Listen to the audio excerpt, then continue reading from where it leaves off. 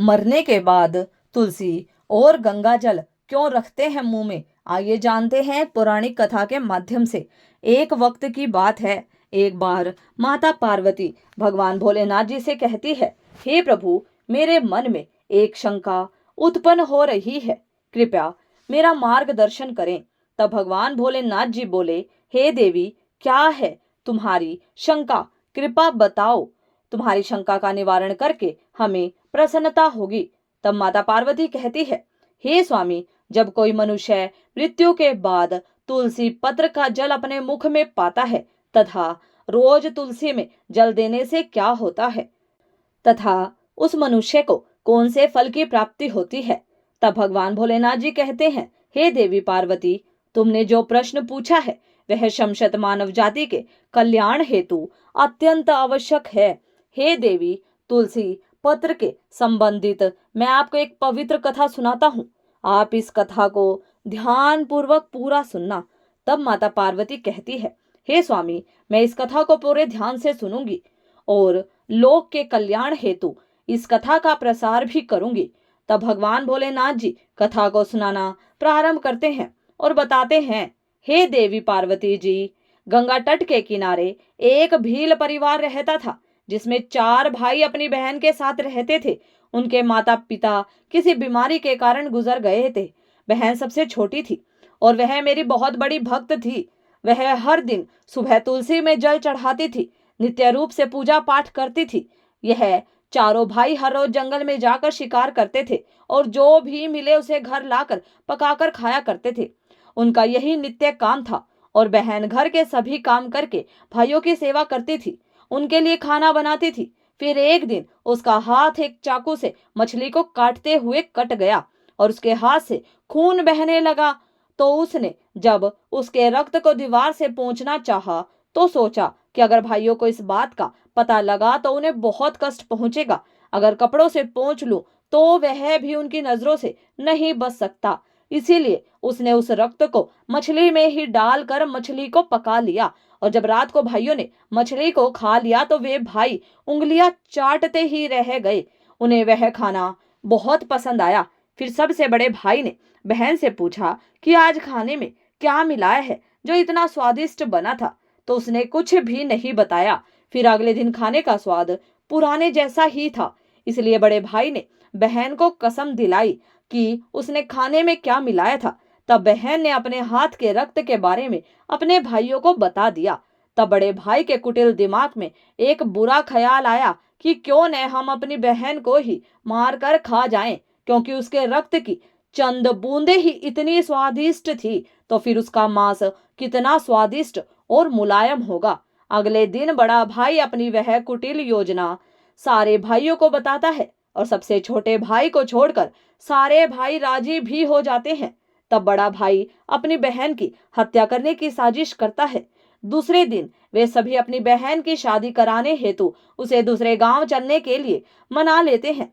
फिर वे सभी अपनी बहन के साथ रास्ते की एक छोटी सी गुफा में ले जाकर उसे बांध देते हैं और उस पर बाणों से वार करना शुरू कर देते हैं। तभी उसी स्त्री ने मन ही मन ईश्वर से प्रार्थना करते हुए कहती है, हे प्रभु, अब आप ही मेरी रक्षा करें। तब एक चमत्कार हो जाता है। सबसे बड़ा भाई बाण तो चलाता है लेकिन उसका निशाना चूक जाता है और बार बार प्रयास करने के बाद भी उसका निशाना बार बार चूकता ही जाता है। फिर दूसरे भाई भी एक एक करके बाण चलाते हैं और उन सभी के भी सब निशाने चूक जाते हैं। अंत में सबसे छोटे भाई को बाण चलाने का कहते हैं किंतु वह मना कर देता है। तब सभी भाई उसे ही जान से मारने की धमकी देते हैं। तो उसकी बहन स्वयं मुझसे विनती करती हुई बोली, हे प्रभु, अब आप मेरे छोटे भाई की रक्षा करें और मेरे प्राण ले लीजिए। ऐसा कहते ही सबसे छोटे भाई का बाण बिना निशाने के ही बहन के सीने को भेद जाता है। तब वह 3 भाई अपनी ही सगी बहन को काट कर पकाते हैं और आपस में परोसते हैं और अंत में सबसे छोटा भाई को उसका सिर खाने को देते हैं। वह अत्यंत दुखी होकर मन ही मन बहुत रोता है और उसने अपने कपड़ों में एक मछली का टुकड़ा छुपा कर रखा था, तो उसने उस मछली को ही खाने में मिलाकर खा लिया। खाते समय उसने अपने पात्र के नीचे एक छोटा सा गड्ढा खोदकर उसमें अपनी बहन के सिर और हाथ पैर के टुकड़े डाल दिए। फिर वे सब वहां से चले जाते हैं। दूसरे दिन छोटा भाई उसी जगह पर आकर एक बांस का पेड़ अपनी बहन की याद में लगा देता है और उसे रोजाना पानी देता है। इसी तरह कुछ दिन बीत जाने के बाद एक संत जी उस बांस के पास मलमूत्र त्यागने हेतु जाते हैं, तो वहां से आवाज आती है, हे संत महाराज जी, आप इस जगह पर मलमूत्र का त्याग न करें। तभी वह संत आश्चर्य से एक बांस के टुकड़े को काटकर अपने साथ रखते हैं और उसकी एक बांसुरी बना लेते हैं। जब भी वह संत जी बांसुरी बजाते थे तो उसमें से एक स्त्री की सुंदर गीत गाती हुई आवाज आती थी। वह संत जी उस बांसुरी को बजाते हुए और द्वार द्वार जाकर भिक्षा मांगते, उसी से अपना जीवन यापन करने लगा। कुछ समय बीतने के बाद वह संत जी उस बड़े भाई के घर के पास गया तो उस बांसुरी से आवाज आने लगी कि इसी दुष्ट ने मेरी हत्या की है। ऐसा सुनते ही बड़ा भाई घर से भागते हुए आया और उसने उस संत जी को अपने द्वार से आगे भगा दिया। फिर इसी तरह वह संत जी उन तीनों भाइयों के द्वार पर जाता है, किंतु वह सभी भाई संत को वहां से भगा देते हैं।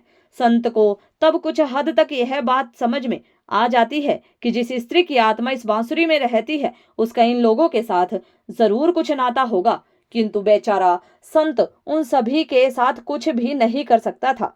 संत जी फिर अंत में चौथे भाई के द्वार पर जाता है।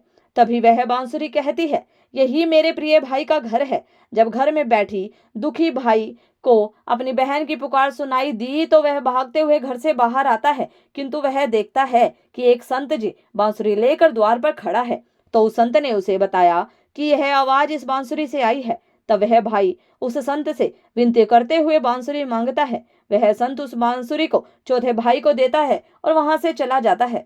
फिर वह भाई अपनी बहन की आवाज वाली बांसुरी बजाता है तो वह कहती है, हे भाई, मुझे पता है तुम मुझसे बहुत प्रेम करते हो, किंतु मेरी मुक्ति के लिए तुम हर दिन घर की तुलसी में जल चढ़ाओ तथा भगवान श्री हरि विष्णु जी का प्रत्येक दिन पूजा पाठ करो। अपनी बहन की बातों को मानकर वह भाई नित्य दिन तुलसी में जल देता और घर में भगवान श्री हरि विष्णु जी की पूजा पाठ करता था।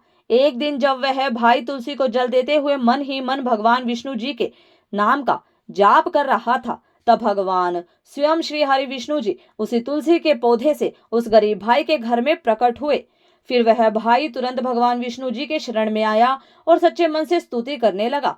तब भगवान श्री हरि विष्णु जी ने उस भाई को तुलसी पत्र का जल उस बांसुरी में डालने को कहा और उसने भगवान श्री हरि विष्णु जी का नाम लेते हुए उस बांसुरी में तुलसी पत्र से जल डाला। भगवान विष्णु के आशीर्वाद से उस स्त्री का पुनर्जन्म हुआ, जिसके बाद वह स्वयं उस बांसुरी से बाहर आ गई। तब उन दोनों भाई बहन को श्री हरि विष्णु जी ने तुलसी के संबंध में महत्वपूर्ण ज्ञान दिया था।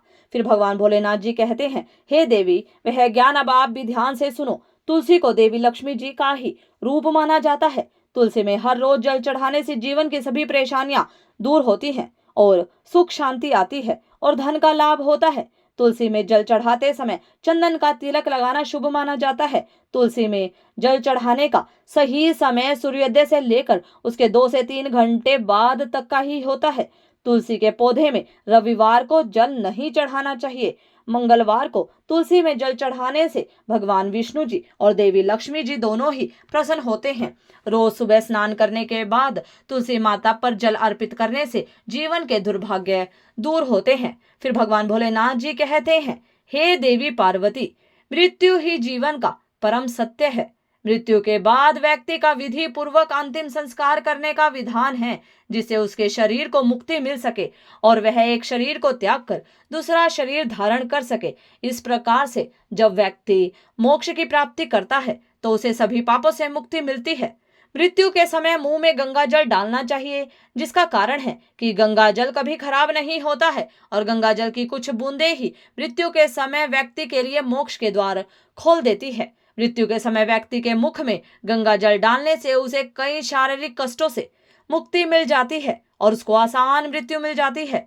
यदि मृत्यु के समय व्यक्ति के मुंह में तुलसी की पत्तियां रखी जाती है तो मरने वाले व्यक्ति की आत्मा को भगवान श्री विष्णु जी का आशीष प्राप्त होता है और संसार की मोह माया से मुक्ति मिलती है। वहीं शरीर के सारे कष्ट भी दूर हो जाते हैं और आत्मा सभी बंधनों से भी मुक्त हो जाती है। तुलसी के नाम से ही यमलोक में जो कष्ट देने वाले राक्षस हैं वह शांत हो जाते हैं और यह मार्ग आसान हो जाता है तथा मोक्ष मिलता है। इसलिए मोक्ष के लिए ही गंगाजल और तुलसी का सेवन मृत्यु के समय किया जाता है। तो भक्तों, वीडियो पसंद आया हो तो वीडियो को लाइक शेयर सब्सक्राइब करें। धन्यवाद।